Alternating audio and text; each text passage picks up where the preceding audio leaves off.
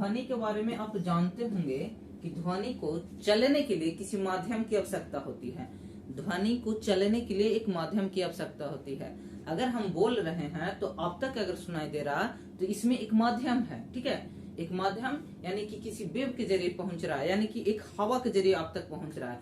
क्योंकि साउंड एक ऐसी चीज है जो आप तक पहुंचता है, इसका जरूरत क्या है, माध्यम है, ठीक है। बिना माध्यम के साउंड नहीं चल सकता है। आपसे पूछता है कभी कभी क्वेश्चन कि बताइए कि कौन सी चीज में ध्वनि की चाल सबसे अधिक होगी, यानी हम कहाँ पे बोलेंगे जहां हमारी आवाज ज्यादा गूंजेगी। जैसे अभी आपको बोला जाए कि पानी के अंदर मुंह डुबाइए और वहां पे बोलिए, तो आपकी आवाज निकलेगी? नहीं निकलेगी। वैसे ही कुछ कुछ माध्यम है जिनमें ध्वनि की चाल बार बार एग्जाम में पूछता है। तो देखिए, एक है, इसको याद कर लेंगे सभी लोग, ठीक है। साथ साथ बोल लीजिए, आपको याद हो जाएगा। वायु में क्या है, वायु में ध्वनि की चाल होता है 332 मीटर प्रति सेकेंड। फिर है हीलियम में ध्वनि की चाल कितनी होती है, 972 मीटर प्रति सेकेंड। वायु में ध्वनि की चाल 332 मीटर प्रति सेकेंड, हीलियम में 972 मीटर प्रति सेकेंड। लोहा में यानी आयरन में पूछेगा तो 5130 यानी 5130।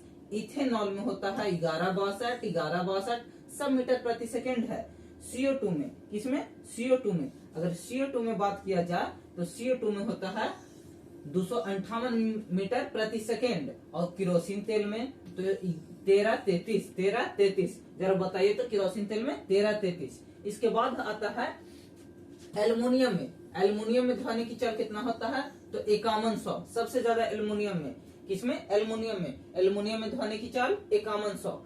निकेल में ध्वनि की चाल कितना होता है तो 4900, निकेल में 4900। जल में कितना होता है तो 1483, जल में कितना होता है 1483। पारा में ध्वनि की चाल बाबू कितना होता है तो 1454। इसको एकदम जल्दी से एक बार रिपीट कर लीजिए, ठीक है ना। एक बार फिर से हमारे साथ बोल लीजिए तो जरा बताइए, एल्युमिनियम में